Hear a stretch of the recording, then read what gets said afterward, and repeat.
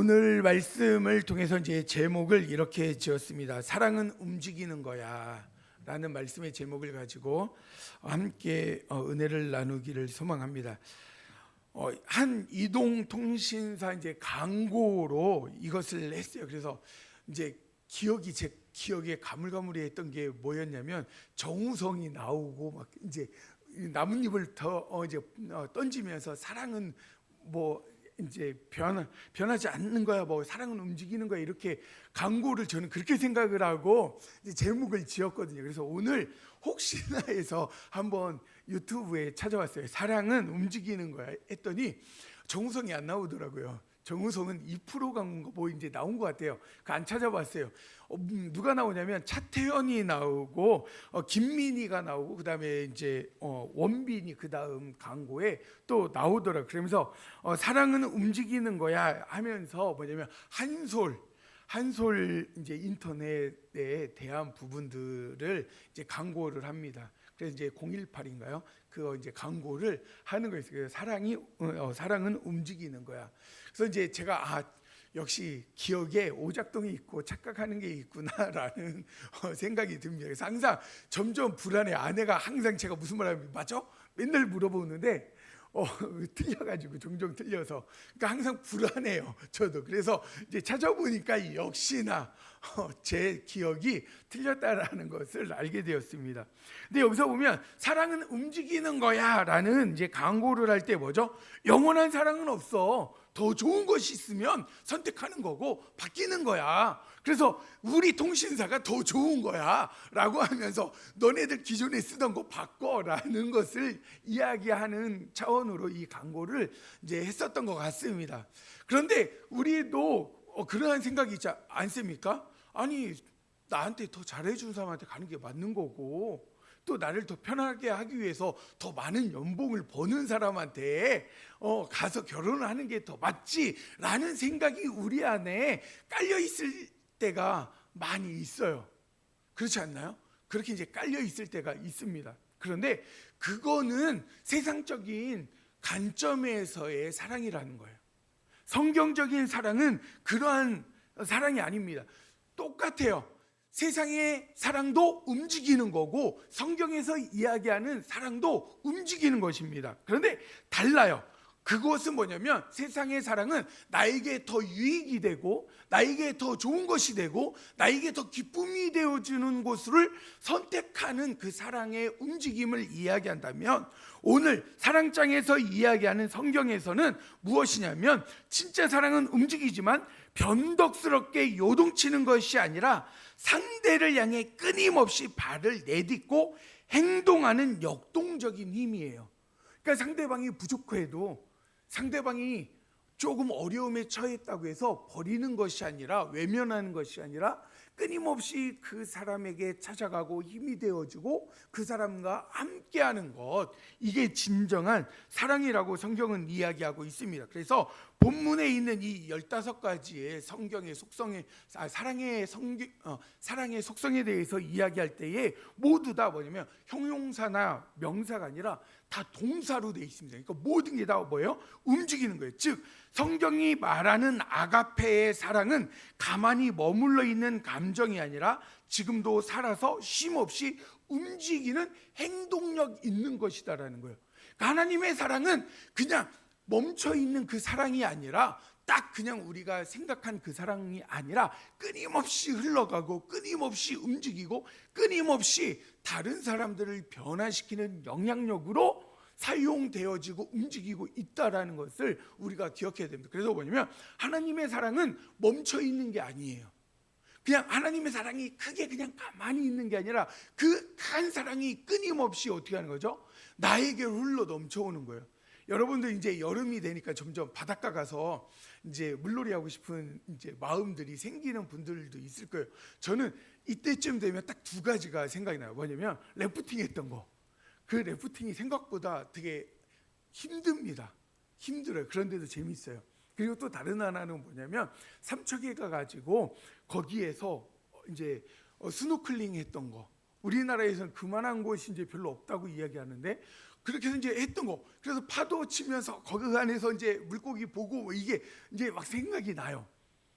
근데 거기에 있으면 파도가 동해 바다는 좀 세서 있는데 아이들하고 놀다가 이 풍선 같은 공을 잠깐 바다에 빠뜨렸어요. 그런데 이게 점점 멀어져서 딱 찾으러 가려고 했는데 금방 수십 미터 확 밖으로 멀리 가더라고요. 파도가 세가지고.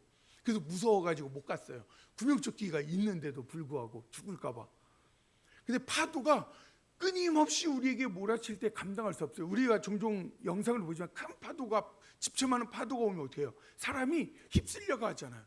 그런 것처럼 뭐냐면 내가 버티려고 하고 내가 있으려고 해도 하나님의 사랑이 나를 어떻게 하는 거죠? 큰 파도로 나를 집어삼켜서 끌고 가고 변화시키는 거예요. 우리 인간은 절대 변할 수 없습니다. 바뀌지도 않아요. 몇십 년을 같이 살면서 변화시키려고 했어도 아내분들 극히 공감하시죠? 안 변해요. 이 인간이 변할 수 없어요. 변한 것 같은데 어느 순간인가 하면 똑같아요. 똑같을 때 있어요. 사람은 변화할 수가 없습니다. 그런데 무엇으로 변화시킬 수 있죠? 하나님의 그 사랑으로, 신실하신 사랑으로. 그래서 그 사랑이 끊임없이 우리에게 흘러넘침으로 나는 버티고 내 자리에 있는 거라고 착각했지만 어느 순간인가 보니까 내가 서 있는 자리가 어떻게 하는 거예요? 움직여서 바뀌는 거예요. 그래서 뭐냐면 사랑은 움직이는 겁니다. 하나님의 사랑이 움직이는 거예요. 그리고 여러분들이 사랑한다면 여러분들이 움직여야 돼요. 그래서 남자는 변해야 되고 남자만 변하면 안 돼요. 여성도 변해야 되고. 그래서 모든 것이 변하면서 더 아름다운 모습으로 우리가 바뀌어져야 된다는 겁니다. 그러면서 그러한 모습으로 우리가 움직이는 모습이 어떻게 움직여야 되는지 오늘 본문 말씀 한 절 한 절을 통해서 우리가 살펴보면서 은혜 받기를 소망합니다. 첫 번째로 우리가 4절에 있는 말씀을 다시 한번 읽어볼까요? 본문에 있는 4절 함께 읽겠습니다. 시작. 사랑은 오래 참고 사랑은 자랑하지 아니하며 교만하지 아니하며. 이 뜻을 보면은 어떻게 되어 있냐면 사랑이 오래 참는다겠죠. 한 번 더 넘겨주시면 오래 참다라는 이 이제 오래 참고의 단어에는 뭐냐면 길다와 분노라는 이제 분노의 마음이 있어요. 그러니까 뭐냐면 그러면 오래 참는 건 길게 분노하는 거야. 오래 분노할 거야라가 아니라 그 분노하는 그 시점을 어떻게 하면 길게 잡는다라는 거예요. 내가 누군가가 요즘 아이들은 툭 건드리면 화를 확 내잖아요. 여러분들도 그럴 때 있고 아니면 기분 좀 상하기만 해도 조금만 건드리면 왜 건드려? 막 이러면서 그럴 수도 있는데 그게 아니라 뭐예요? 그 건드렸을 때에도 이 사람이 왜 건드렸을까? 계속 생각하면서 그 분노의 시간들을 어떻게 해요? 길게 잡는 거예요. 그래서 뭐냐면 이 단어로 사람과의 관계에서 오는 상처나 분노를 즉각 터뜨리는 것이 아니라 끝까지 참아내는 거예요. 계속 그 긴 줄을 계속 끊임없이 연결해서 분노하지 않는 것. 그래서 오래 참는 것. 사랑은 오래 참는 겁니다. 여러분들 사랑하면요 막 화내면 안 돼요.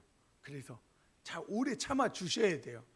아내분들 아셨죠? 답답하다고 화내지 말고 조금 길게 참아주세요. 그리고 온유하다는 건 뭐냐면 친절하다, 유용하다, 쓸모있게 하다, 유익을 주다. 그러니까 사랑은 온유해요. 그래서 뭐냐면 사랑은 어떻게 해요? 확 분노하지 않고 오래 참으면서 무엇을 한다고요? 친절히 대하는 거예요. 답답해도. 제가 자꾸 들리는 얘기를 해도 아내가 화내지 않고 잘 이거 강대상에서 자꾸 이렇게 하면서 사심을 채우는 느낌인데 그런 건 아니에요. 자, 그런 것처럼 무엇이냐면 우리가 유용하게 친절하게 그리고 뭐예요? 쓸모 있게 도와주는 거예요. 그래서 상대방에게 무엇을 하는 거예요? 사랑은 유익을 주는 겁니다. 그래서 성격이 유약한 것이 아니라 타인에게 실질적인 유익과 친절, 선을 베푸는 어떠한 행위라고요? 적극적인 행동. 이게 뭐예요? 온유하며. 그리고 시기하지 아니하면 다른 사람의 성공, 은사, 소유를 보면서 적대감을 품거나 시기하지 않는 것. 근데 이 시기하다라는 이 단어에는 뭐냐면 마음이 뜨겁게 끓어오르다라는 뜻이 있어요. 마음이 뜨겁게 끓어올라요. 시기할 때 끓어오르는 건 뭐죠? 열심, 열정. 의미가 있습니다. 그래서 이게 긍정적인 건 열심, 열정이라고 이야기하지만 부정적일 때에는 뭐예요? 시기라고 이야기하는 거예요. 그래서 시기도 그냥 하지 않습니다. 얼마나 열심히 시기하는지, 뭐 입술이 마를 때까지 열심히 흉을 보면서 얘기하잖아요. 시기하고 막 질투했을 때. 그렇지 않나요? 조용히 얘기하나요? 아니죠. 막 남들한테 얼마나 그 시기를 해가지고 다른 사람을 찾아가면서 계속 전화하고 통화하고 만나면서 안 좋은 얘기하는 것처럼. 그래서 시기는 뭐냐면 좋은 말로는 열심, 열정이지만 나쁜 말로 뭐예요? 끌어올리는 거예요. 그래서 나쁜 열정을 가지고 나쁜 열심을 가지고 다른 사람에게 좋지 못한 적대감을 가지고 미워하는 상태를 이야기합니다. 그리고 그 다음에 무엇이 있습니까? 자랑하지 아니하며 허풍을 떨다 자신을 가시하다예요. 자신이 가진 은사나 성취를 타인 앞에서 가시하거나 뽐내지 않는 겸손을 이야기합니다. 왜 자랑하지 말라고 이야기했을까요? 고린도 교회에서 자기가 가지고 있는 은사가 최고라고, 은사를 받지 못한 사람을 무시하고 자랑하면서 이런 거 받아야지 이렇게 뽐내는 거예요. 그리고 허풍 떠는 거예요. 내가 가진 것보다 더 큰 것을 가지고 있는 것처럼. 이게 사랑에서도 나오지 않나요? 이게 사랑에서도 누군가에게 잘 보이기 위해서 없는데 있는 척하고, 저 자꾸 틀리는데도 아는 척하면서 아내를 불안하게 하고, 이런 허풍이 나도 모르는 사이에 있어요. 그리고 내 자신을 가시합니다. 그리고 교만하지 않다라는데, 교만하다라는 뜻이 뭐냐면 풀무질하다, 바람을 불어 넣어 부풀려다. 그러니까 풍선 보면 불기 전에는 아무것도 없잖아요. 크게 불면 커 보여요. 그런데 그 안에 뭐가 있나요? 아무것도 없어요. 그러니까는 그냥 크게 보여서 남들에게 그냥 겉은 번지르르하게 보이지만 안에는 아무것도 없는 그러한 상태. 헛된 자부심으로 마음에 바람이 잔뜩 들어가서 팽창된 영적, 도덕적 그러니까 거만함이 없는 상태를 교만하지 않다요. 그러니까 거꾸로 뭐죠? 교만할 수 있는 거예요. 나는 경험했어. 넌 경험 못했잖아.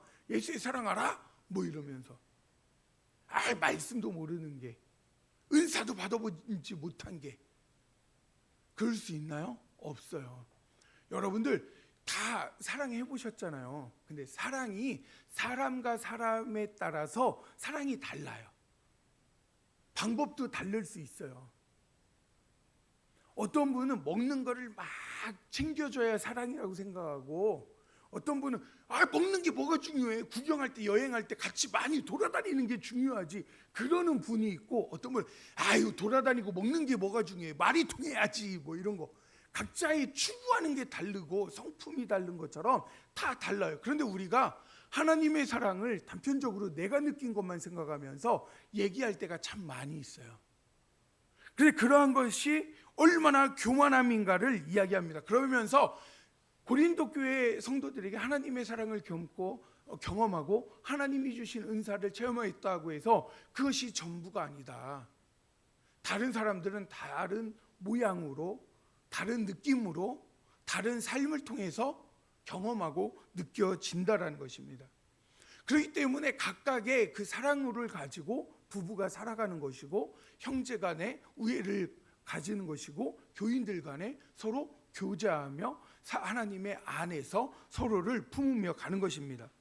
그런데 우리가 이러한 모습들을 통해서 무엇이냐면, 진짜 사랑은 내 자아를 부풀려서 나를 증명하고 움직이려고 하는 것이 아니라 무엇일까요? 도리어 나를 낮추어서 타인을 향해 가는 게 진짜 사랑이에요. 그러니까 나를 부풀려서 나를 멋지게 보이고 아름답게 보이려고 하는 것이 아니라, 나는 조금 부족하게 보이더라도 다른 사람을 섬기고 다른 사람들이 바르게 세워질 수 있도록 내가 헌신하고 희생하는 것, 이것이 진정한 사랑이라는 것입니다. 그리고 또 다른 것은 무엇이냐면, 내 이익을 위해서 내가 계산하는 것이 아니라는 거예요. 5절에 있는 말씀을 우리 한번 같이 볼까요?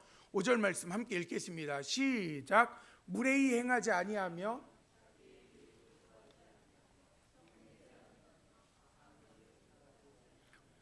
아멘.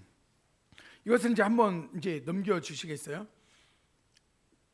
무례히 행하지 않는다라는 게 무엇이냐면 허풍을 떨다 자신을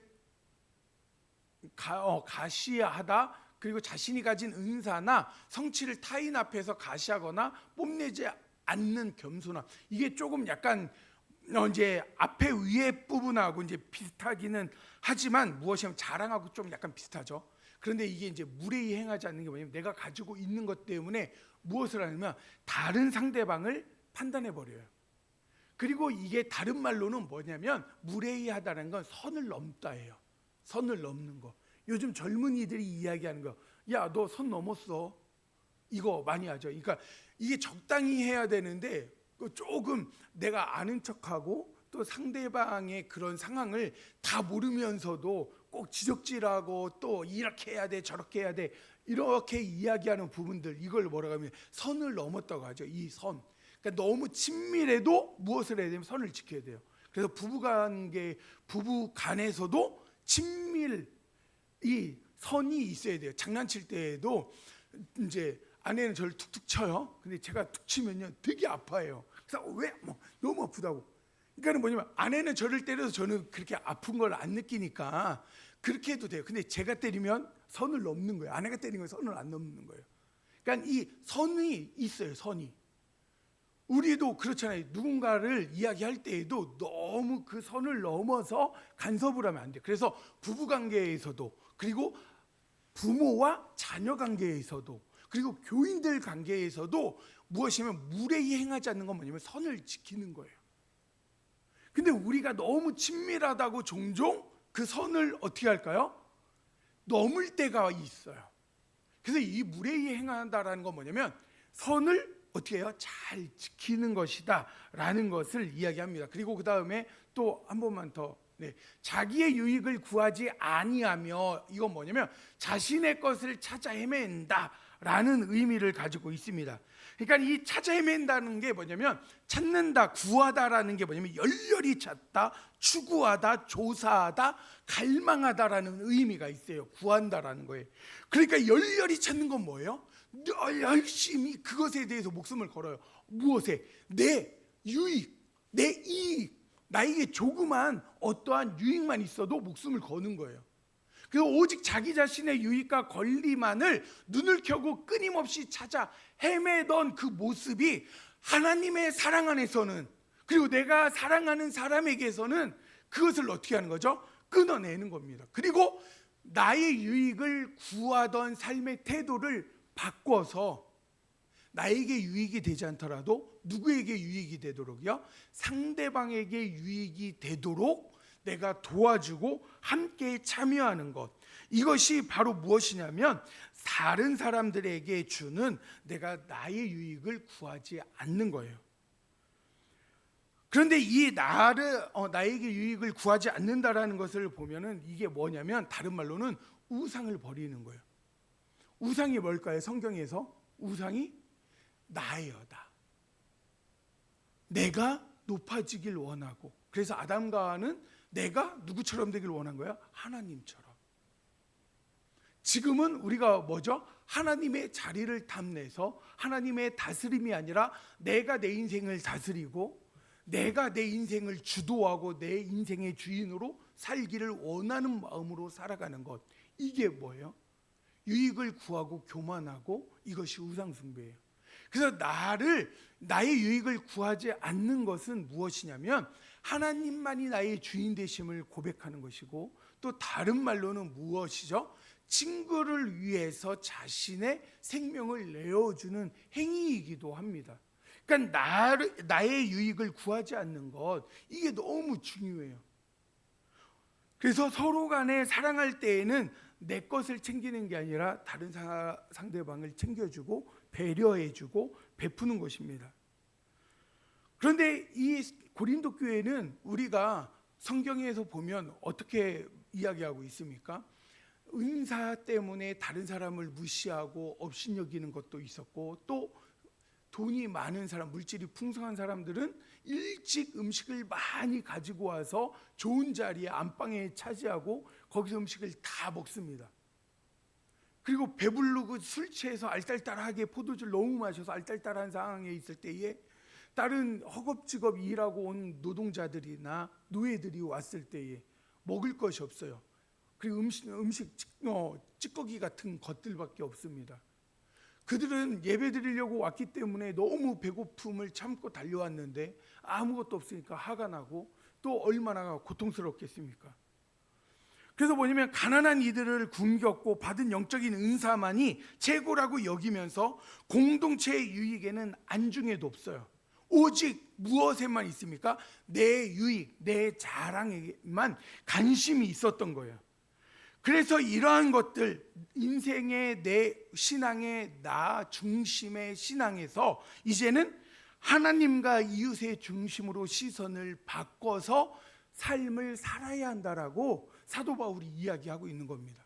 그래서 내 유익을 구하는 것이 아니라 누구의 유익을요? 교회의 유익을, 이웃의 유익을, 하나님 나라의 유익을 구하는 삶을 살아야 한다라는 거예요. 사랑하는 성도 여러분, 세상의 모든 사랑은 나의 유익을 중심에 두고 움직이고 있습니다. 내가 저 사람을 만나면 행복할까? 내가 이만큼 베풀면 나에게 무엇이 돌아올까? 그렇지 않나요? 종종 보면 제가 좋은 마음으로 이렇게 대접할 때도 있어요. 이분한테 식사를 막 사줘요. 한 번 사주고, 두 번 사주고, 세 번 사주고. 이분이 어려운 걸 알기 때문에 뭐 그런 거 괜찮아요. 뭐 나는 그래도 이 정도는 그래서 조금 절제하면 사줄 수 있으니까 10번, 20번을 사줍니다. 그런데 그러다가 생각이 들어요. 아니 내가 5번 샀으면 최소한 한 번은 자기가 5,000원짜리라도 사준다고 해야 되는 거 아니야? 사람이라면 도리는 알아야지. 그게 사실은 맞죠. 인간사에서는 그 도리가 맞아요. 근데 성경적에서는 베풀 때에 누구에게 빌려줄 때 어떻게 하라고 하죠? 받을 생각으로 빌려주지 말라라고 이야기하죠. 그러니까 저도 사실은 성경은 알고 있지만 삶에서는 2번, 3번 사주면 최소 1번은 사줘야지라는 생각이 여전히 있어요. 지금도 이렇게 전하고 있지만 아직도 그래요. 계속 얻어먹는다고 하면 저는 나중에 끊을 거예요. 도움도 안 돼 이러면서. 그래서 저도 똑같이 변하지 않습니다. 변하지 않아요, 인간은. 그러나 하나님의 사랑으로 변하는데 세상은 이렇게 내 중심에 돌아가요. 저 사람에게 내가 이만큼 베풀면 이만큼 어느 정도 10개 베풀면 2개라도 와야지, 하나라도 와야지 라는 생각을 할 수밖에 없지만 성경은 무엇이냐면 끊임없이 내 유익을 찾지 말고 하나님께 나아가라는 거예요. 내 유익, 내 욕심을 찾아서 움직였던 그 발걸음을 멈추고 어디로 가라는 거예요? 내 이익의 계산기를 예수님의 십자가 앞에 내려놓고 세상 말로는 던져버리고 그런 걸 따지지 말고 오직 섬기는 삶으로 가라는 거예요. 그럼 그 사람이 나에게 안 섬겨져도 그것을 기억하시는 하나님께서 채워주시고 하나님께서 유익을 주시겠다라고 말씀을 하고 있습니다. 그래서 이 사람이 나에게 내가 10번 사면 한 번은 사야지라는 그 돌려받을 생각으로 섬기는 것이 아니라 10번 사고 안 사줘도 20번 사도 안 사줘도 그것을 통해서 하나님이 나에게 주실 그 은혜, 그것을 바라보면서 섬기는 삶을 살라라는 것이 내 유익을 구하지 않는 거예요. 그래서 여러분들 자꾸 부부라고 하는데 이게 쉬우니까 부부간에도 그렇죠. 서로 간에 계산할 때가 있어요. 당신 나한테 뭐 잘못된 거 기억했다가 조금만 불리하면 언제 했잖아 뭐 이렇게 하는 거, 그런 거 하면 안 된대요. 뭐예요? 베풀면 그걸로 끝내는 거예요. 그리고 그것을 언제요? 끊임없이 항상 함께하라고 합니다. 자, 그리고 그 다음에 성내지 아니하며라고 하는데 이 성내다라는 게 뭐냐면 날카롭다, 격분하다예요. 뾰족하게 만들다. 그러니까 누군가가 옆에서 툭 찌르거나 자극만 해도 어떻게 하는 거죠? 순간적으로 감정의 칼날이 시퍼렇게 날카로워져서 화를 확 터뜨려요. 여보 그러면 여보라고 부르지 말라겠지 뭐 이러면서 우리 집 아니에요. 그냥 얘가 편해서 그러는 거예요. 그래 딸을 딱 부르면 아빠 부르라고 하니 뭐 이렇게 부르지 말라겠지 뭐 이렇게 조금 건드렸을 때 화를 내는 것들, 그런 것들을 어떻게 해요? 하지 말라는 거예요. 부부 사이나 가족관계나 친밀한 사이에서도 그러한 어떠한 내 감정 때문에 확 화가 터질 때가 있잖아요. 그런 것들도 항상 절제라고 이야기합니다. 그리고 악한 것을 생각하지 말라고 해요. 여기에서 보면 우리가 성경 그냥 한글로만 보면 악한 거 하면 뭐만 생각하죠? 나쁜 짓, 나쁜 행위, 뭐 이런 것들만 생각하는데, 여기에서는 그것만 이야기하는 게 아니라 상대방의 잘못을 꼼꼼하게 기록하는 거예요. 이게 뭐냐면 상인들의 용어입니다. 그러니까 장부의 금액을 꼼꼼히 기록하고 계산하고 부채를 장부에 남겨두는 거예요. 그래서 뭐냐면 직역으로 있죠. 본문에 있는 직역으로 보면 나에게 해를 끼친 다른 사람의 잘못과 상처를 마음의 회개의 장부에 일일이 기록해 두고 계산하는 것. 그래, 너 잘못했지, 나중에 두고 봐 이러면서. 그리고 겉으로는 용서했다고 해요. 용서했다고 하는데 한 6개월 지나서 뭔가 또 뭐 감정에 부딪힘이 있으면 어떻게 하죠? 너 전에도 그랬잖아. 자꾸 끄집어내는 거예요. 마음속에. 그래서 장부에 꼭 지어놓고 겉으로 살짝 그냥 덮어놨다가 내가 기분이 상하면 자꾸 그것을 어떻게 하는 거죠? 펼쳐서 보여주는 거예요. 아니, 그렇게 하지 말라고 했잖아. 지난번에도 그랬는데 왜 또 이번에 또 그러는 거야? 지금 몇 번째인 줄 알아? 뭐 이러면서. 이게 그리고 상대방에게도 그러는 거예요. 얼마 전에 저희 어머니한테 이제 전화가 왔습니다. 저희 어머니한테 전화가 왔는데, 지금 이제 시골에 있는 목사님이 이제 다른 교회로 이제 갑자기 옮긴다고 이제 가서, 이제 담임 목사님의 자리가 이제 공석이에요. 그래서 이제 그곳에 주위에 은퇴한 목사님들이나 이제 그런 분들이 주일날 돌아오면서 이제 돌아가면서 설교를 하고 계세요. 근데 이제 전수사님 부부가 있었는데, 이제 시골에 이제 작은 교회에서 한 10명 데리고 이제 목회를 하셨다가 한 20-30명으로 부흥을 시키고 이제 은퇴를 하셨나 봐요. 그리고 이제 와서 설교를 하는데, 이제 저희 어머니가 이제 풍으로 오른쪽 왼쪽으로 다 쓰러지셨었죠. 그래서 뭐냐면 목회자 아들 둘이 다 목회하고 있는데, 어머니가 그렇게 된 이유는 이제 뭔가 잘못한 게 있어서 그렇다니까 어머니가 상처를 받은 거예요. 그래서 이제 저한테 이제 이야기하고, 저한테만 안 해요. 사형제 다 얘기해, 전화하고. 그 얘기하는 거예요. 그래서 그분이 어려서라고 했어요. 신앙의 그런 관점이 어려서 그런 거다.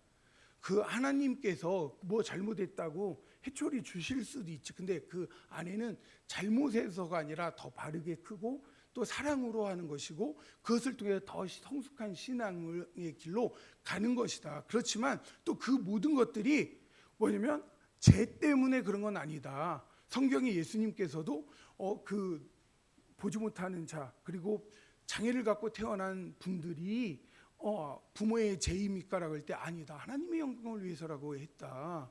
그러니까 이거는 죄와의 관계성이 꼭 그렇게 필연적으로 있을 경우도 없고, 또 이제 그렇다 이제 설명을 했어요. 그래서 이제 좀 지났는데 또 이제 한 2-3주 지나서 어머니가 또 했는데, 그것도 얘기하는 거예요. 어머니 그거 몇 번 울고 먹으려고 그러냐고.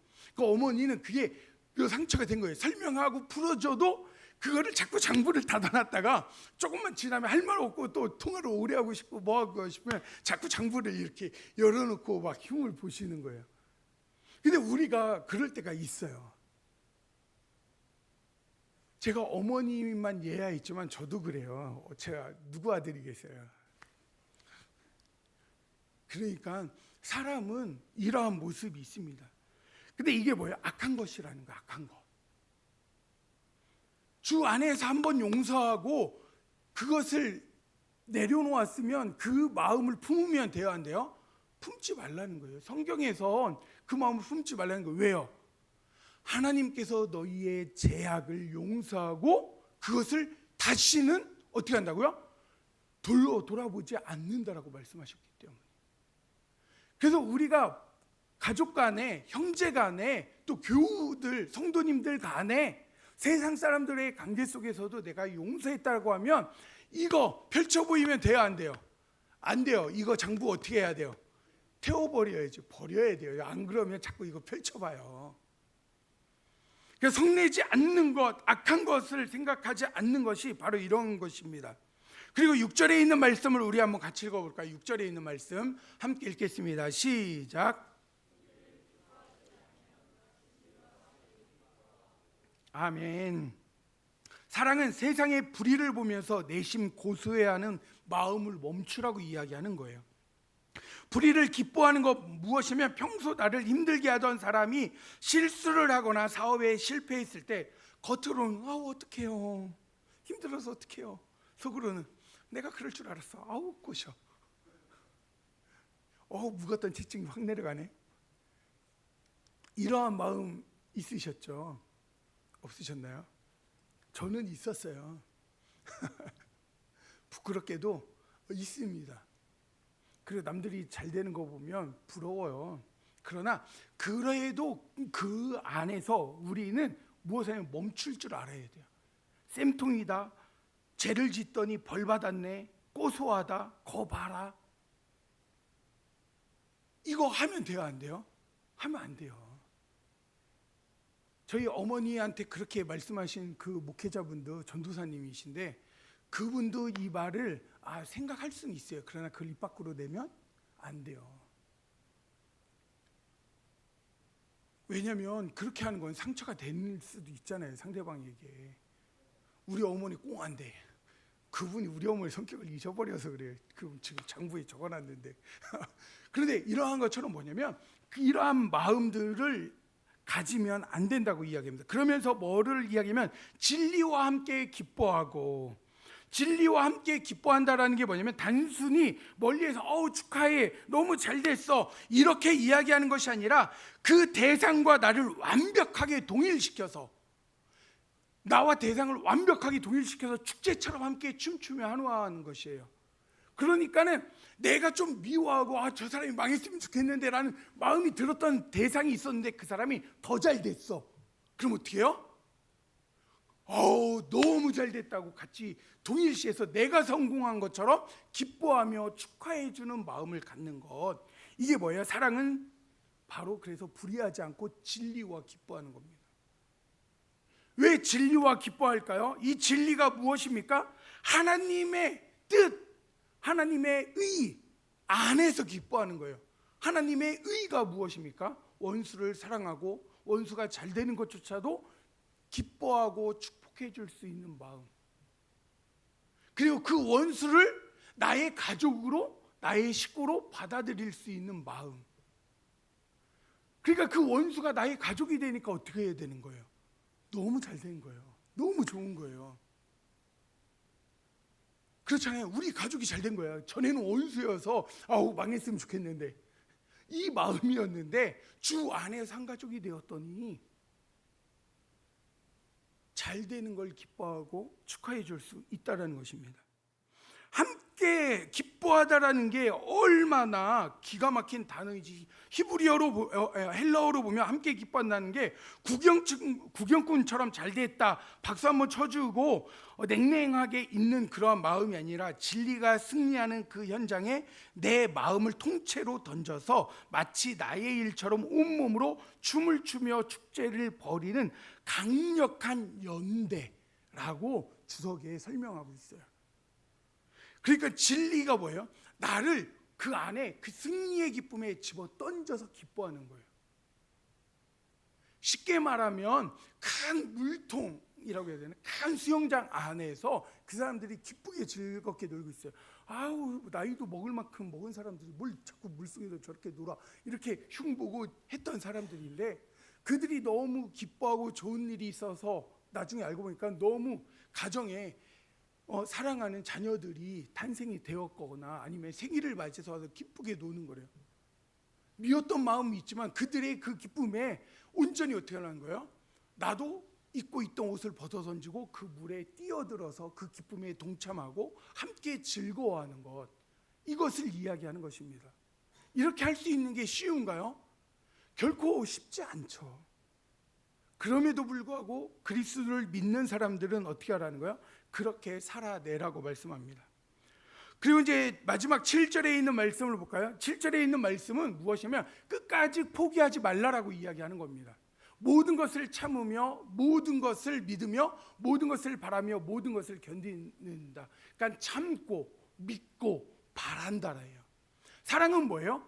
인내하고 그리고 그 사람을 믿고, 그러니까 끝까지 응원해 주는 것, 그리고 그 사람이 잘 되고 그 사람이 꼭 성장할 거라는 것을 어떻게 하는 거죠? 소망하는 거예요. 소망하는 거.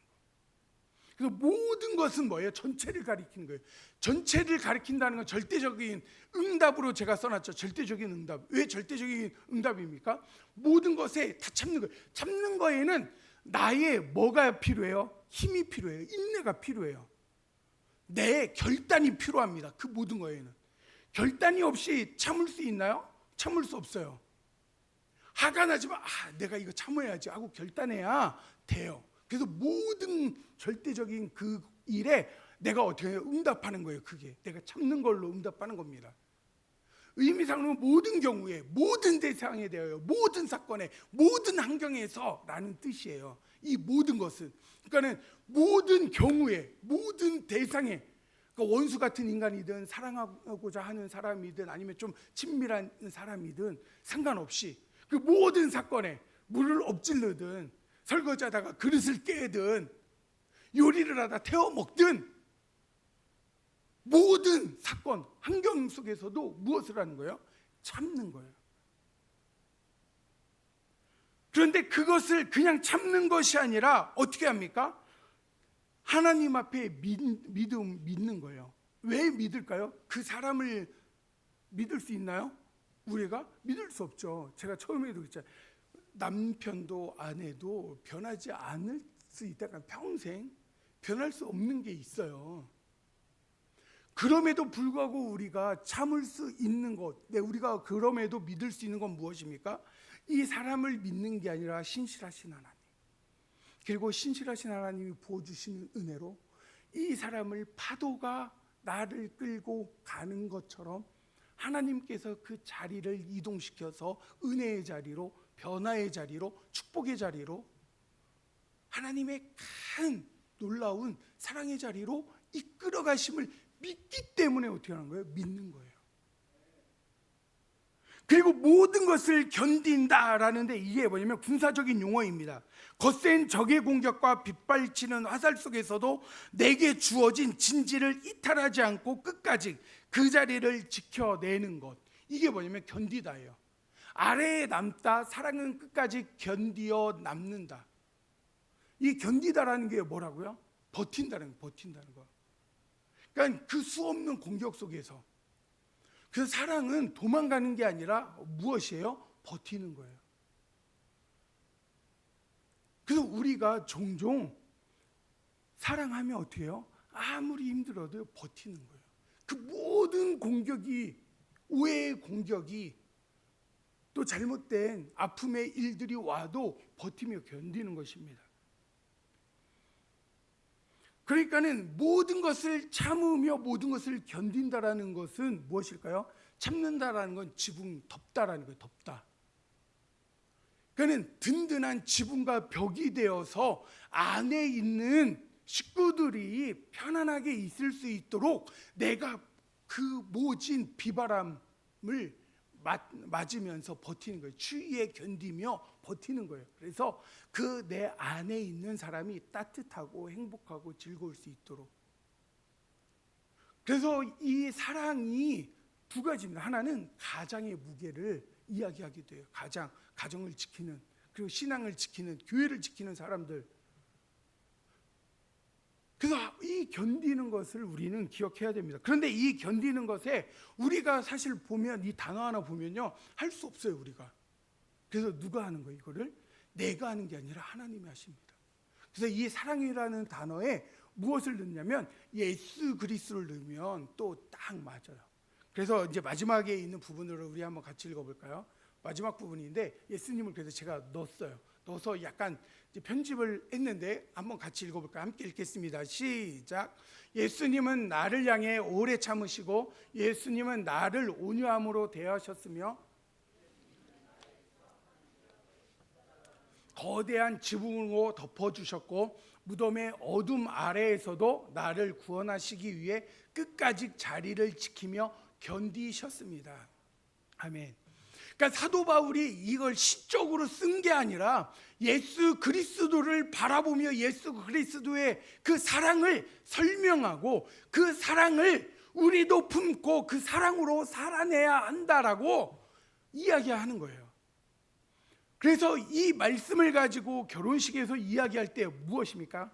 내가 지붕이 되어지는 거고, 내가 그 사람의 허물을 덮는 거고, 그래서 그 잘못된 것을 어디로요? 밖으로 가지고 나아가서 떠벌리지 아니하고 흉을 보지 아니하고 모든 것을 품고 덮는, 그리고 그 삶 속에 어려움이 있더라도 견디며 버티면서 그것을 지켜내는 것, 이게 뭐라고요? 사랑이래요.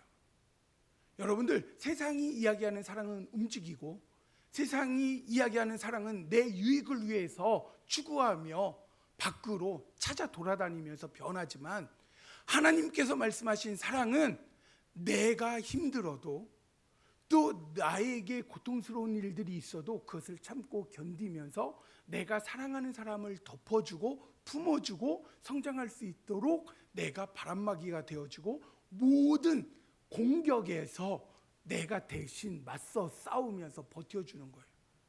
이게 뭐라고요? 사랑. 여러분들 꼭 이러한 사랑을 가정에서도 하시고 교회에서도 하시고 세상에서도 그런 사랑으로 하셔서 많은 사람에게 큰 하나님의 진정한 사랑을 보여주시고, 또 그 사랑을 통하여서 사랑은 정말 움직이는 능력 있는 것임을 많은 이들에게 증거하기를 주님의 이름으로 축복합니다. 말씀을 붙들고 함께 침묵으로 기도하겠습니다.